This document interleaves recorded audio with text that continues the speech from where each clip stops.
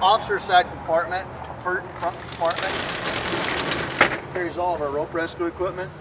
Carry enough harnesses for 8 personnel, a couple 300-foot ropes, and some mainline system bags. Second compartment carries all of our airbag controlling system, including the air cushions and the high pressure airbag systems, along with hoses and regulators.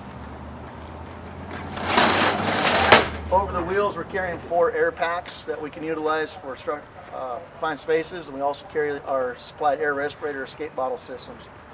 We carry a vast assortment of hand tools for structural shoring and trench shoring.